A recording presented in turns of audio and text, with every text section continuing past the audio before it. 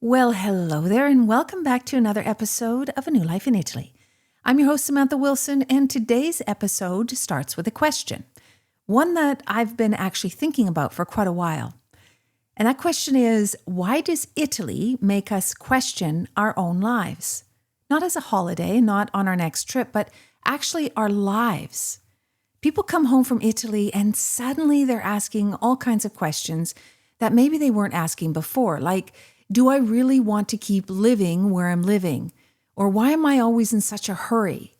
And when did dinner become something I eat standing at the kitchen counter? And it's kind of strange because people visit places all over the world. They go to Africa and Thailand, and here in Europe, I've heard people talk about the beautiful mountains in Switzerland, but Italy seems to leave people with a lasting impression. But it's more than just an impression. It's a desire, and one that seems to deepen over time.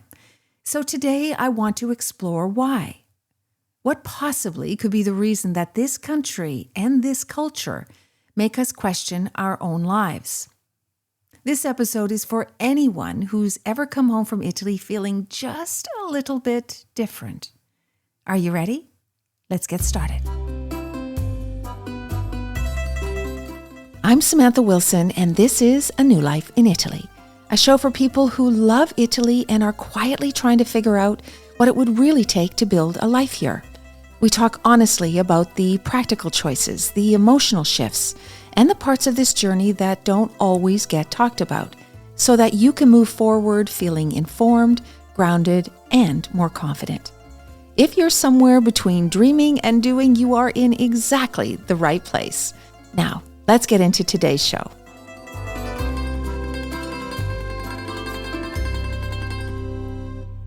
All right, I've often wondered why Italy gets under our skin in a way that very few places seem to. People don't usually come back from a week in another country and decide to change careers, for example, or sell a house, or even reflect on the way that they're eating or socializing or even living. But Italy seems to plant a seed, a question, a restlessness almost. And I don't think it's because Italy is perfect. Believe me, it isn't. And people visiting get a glimpse of sort of the inconvenience of it all. The closures at lunchtime, the lower expectation of service, that slowness of, everything. And yet people go home wanting more. So what is it? Well, I have a few theories. My first theory is that Italy doesn't sell us actually a better life. It simply shows us another one. Not a richer life, not an easier life, just a different one. I grew up, and I'm guessing many of you did too, believing that time was something that you had to manage. Save it, maximize it, never ever waste it. Time is money. Efficiency is success, and always faster is better. Get there first, get it done. Buy that gadget that saves you, 5 minutes, that's a fortune. Order the groceries instead of going to the market, eat in the car, answer an email immediately. All of these things, productivity becomes a virtue. And if you're busy, you're doing something right. If you're exhausted, well, then that must mean you're successful. Eventually, you stop questioning it because that's simply the world that you're living in. The faster you move, the more successful you become, or at least that's what we've been taught. And then you arrive in Italy, and suddenly nobody seems to be playing by the same rules. People don't grab a coffee to go. They actually stop, and they stand at the bar. They chat with the barista. They watch the world go by for 5 minutes or so before actually heading to work. Time. Families sit together over lunch on a Tuesday as though there isn't 100 other things demanding their attention. There probably is, but that's okay. And children learn this early. They don't have iPhones pushed up in front of them to keep them quiet at the table. They're part of the conversation. They are expected to listen, to join in, to be with the adults. And if they're in a restaurant and they're tired, I've watched waiters pull a few chairs together and lay a few blankets or even just a collection of coats over them, and suddenly there's this makeshift bed in the corner of the restaurant while the adults continue to talk. And no one thinks that this is unusual. And neighbors stop in the street to talk, not because they have nowhere else to be, but because the conversation itself is worth being late for. Even the day has its own rhythm. Shops close for lunch. The passeggiata happens in the evening. Sunday is still Sunday here. There are rituals built into everyday life that gently pull people back together. You can resist it at first. I know I certainly did. And you'll find yourself checking your watch and wondering why the waiter hasn't brought the bill and thinking, come on, let's go, let's get moving. But after a while, something shifts. You stop asking why everything takes so long. You start asking why everything back home had to happen so fast. And I think that's the moment that Italy begins to change us, not because it teaches us to move slowly, but because it quietly asks a question we may never have considered before. What if the point of saving time isn't to do more, but instead to enjoy more? And that's a very different philosophy. And once you've seen it, it's surprisingly difficult to unsee. Now, my second theory is that Italy exposes these invisible rules that we've been living by. Most of us think we've designed our own lives, but have we really? Or have we simply inherited them? So think about it. None of us sat down at 20 years old with a blank piece of paper and decided what success looked like. We just absorbed it from our parents and our friends and our workplaces, maybe even TV and advertising, and now, of course, social media.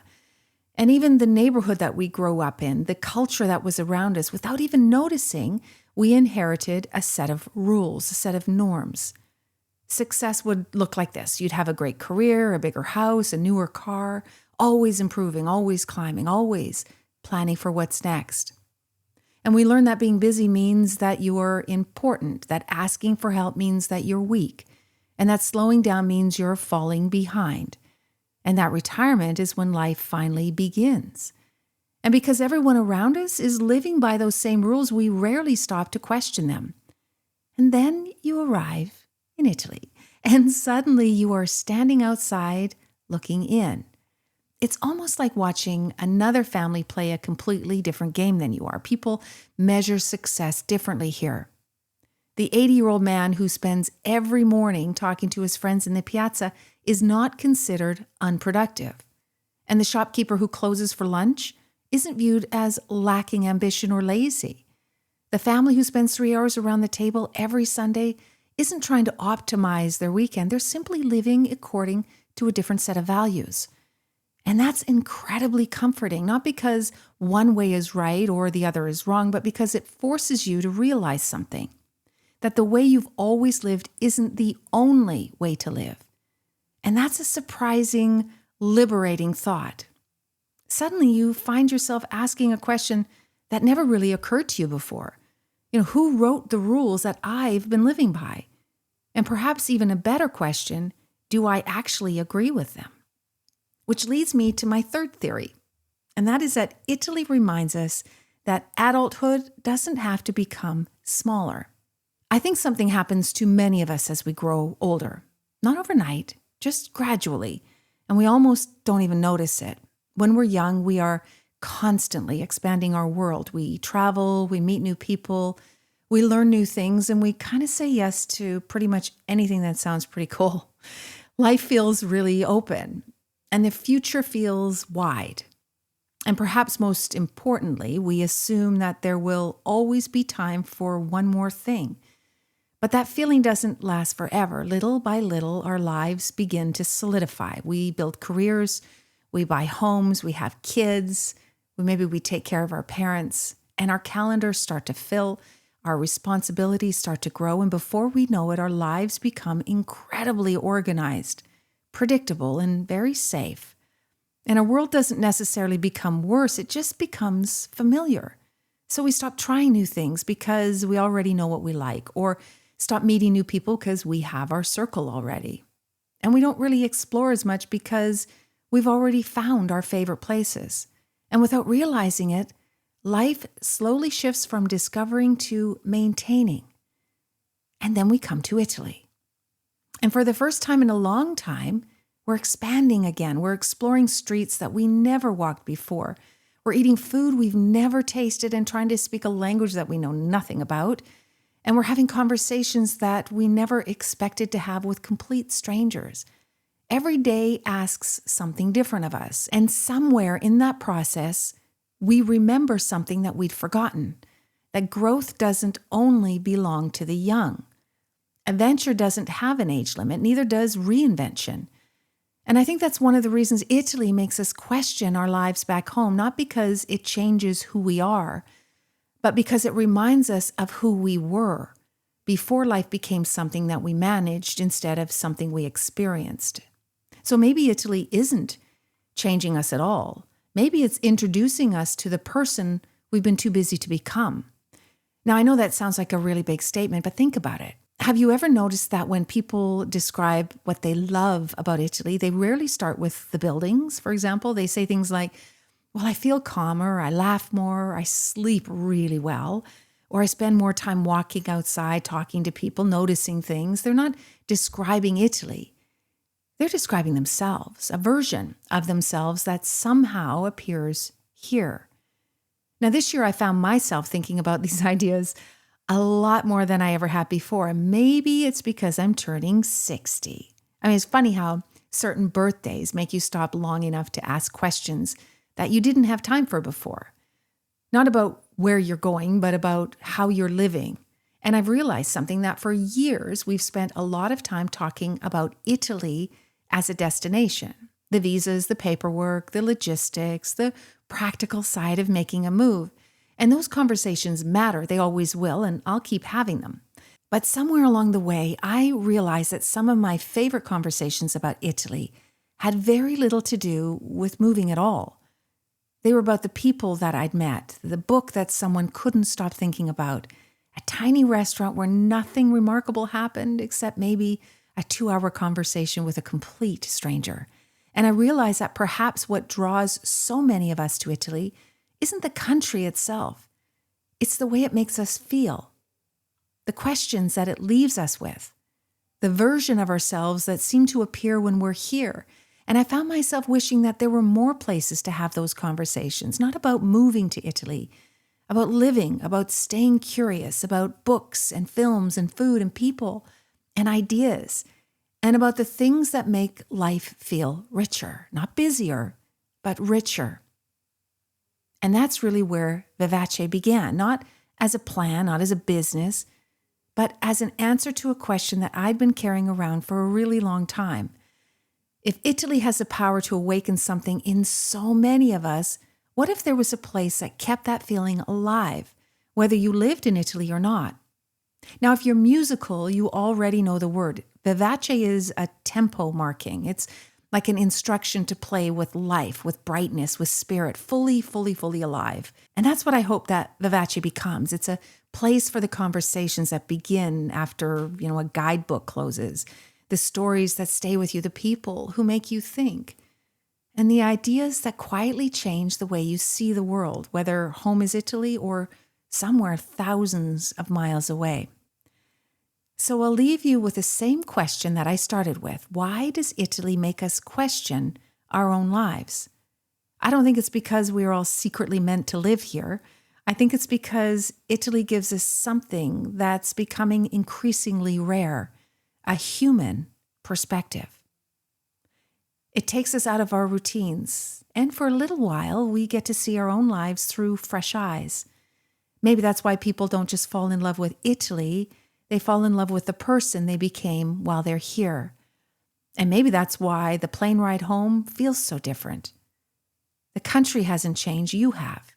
Or perhaps you're simply remembering a part of yourself that had been buried beneath deadlines and routines and responsibilities and chasing time. And maybe that's why Italy gets under your skin, not because it asks us to become Italian, but because it quietly asks us, is the life you're living still the life you want? Because once you've seen another way to live, you can't pretend you haven't seen it. So this week, I want to leave you with one question. When you think about Italy, what are you actually longing for? Is it the architecture, the food, the sunshine? Or is it something much harder to describe? A slower afternoon, a better conversation, a life with a little more curiosity. Because if that's what you're longing for, maybe you don't have to wait until your next trip to Italy. Maybe you can begin creating a little more of that life exactly where you are. If today's episode resonated with you, I would love for you to join us in Vivace. It's completely free, no catch at all, just a community of people who believe life is meant to live fully. You can join us at vivacenetwork.com. The link is in the show notes, and I hope to see you there.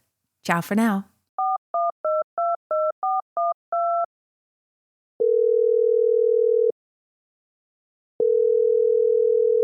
It's time for listener questions. Just like the old radio call-in shows, my team has picked 3 listener questions. I have no idea what these questions are, but I haven't been stumped yet. Are you ready? Let's get started. All right, my friends, 3 questions. My first question, what's the easiest visa for moving to Italy in 2026? Well, the easiest visa is the visa that you qualify for. I know that's kind of a funny way of answering the question, but it's true. I mean, the easiest visa to get and the easiest visa or the best visa for you are 2 different things, really. So depending on, I always tell people, think about what you want to do in your life in Italy. Do you want to work? Do you want to retire? Do you want to work later on? Do you want the freedom to come and go? Do you not want to move your taxable residency? These are all questions you need to ask yourself first. And then based on that, we can blend them with, well, what do you have as far as the criteria for each visa? And then decide what is the best visa. The easiest visa to get for most people is the investor visa. It's the most expensive visa, of course, because you have to invest either $500,000 or $250,000. But it is the visa with a lot of bureaucracy, but the easiest visa to get if you have the criteria. And it gives you the most options. So the golden visa, investor visa is the easiest. Probably the hardest, not probably, I know for sure, the hardest visa is a self-employment visa, not the digital nomad version, but the actual self-employment visa, the one that comes with the quotas from the Decree Flussi. That is the hardest. If you are self-employed and you're looking for a visa, you should be looking towards the digital nomad visa for your pathway here. And then again, the easiest visa is the best one that you're qualified for. All right, question number 2, how long does it really take to move to Italy from start to finish? Most people take at least 1 year. Some people take more, but on average, it's about a year from the time you've made the decision, not from, I'm starting to talk about it now, but from, okay, I've done my research. I've decided I'm going to move to Italy. Now I need to start doing things to make that happen. That's usually 12-month window from the time you make that decision, from the time you are having your Prosecco in the middle of your favorite piazza. Question number 3, how do Italians really feel about foreigners moving to Italy? Well, that's a loaded question. I can't speak for all Italians, but I can tell you that sometimes the mood has been changing recently. And this isn't just foreigners. I'm speaking specifically about Americans moving to Italy. There's, as you all know, there's a political rift right now that's going on and probably will peak and valley over and over again in the next while, if not forever. But I always tell people when they're worried about how foreigners feel towards them or how Italians feel towards the foreigners is that it always depends on the person and it depends on your approach. It depends on how much you try to integrate, how much you try to speak the language, how you don't try to impose your world on them. You know, Italians are very proud of their rituals and their life and their tradition and their history and their food and their way. And although they're curious about foreigners, they like their Italianness. So when foreigners come here and expect everything to cater to them or have an idea of entitlement, this is where the friction happens. But overall, I would say most Italians, enjoy foreigners because they bring interesting things and they're curious. But again, it depends on the personality and how you behave. Before we wrap up, I want to remind you of something. You don't need all of the answers right now. You just need the right questions and the space to think clearly. If this episode helped you feel more grounded or less alone, that's exactly why the show exists. You can find all of the links and the resources that I mentioned in today's episode in the show notes. And if you want to go deeper, head over to smartmoveitaly.com for more ways that we can help you make your move to Italy a whole lot easier. And if you're enjoying the show, subscribing, leaving a review, or sharing it with someone that is also dreaming about Italy helps more than you know. Thanks again for spending time with me. I will see you next week. Ciao for now.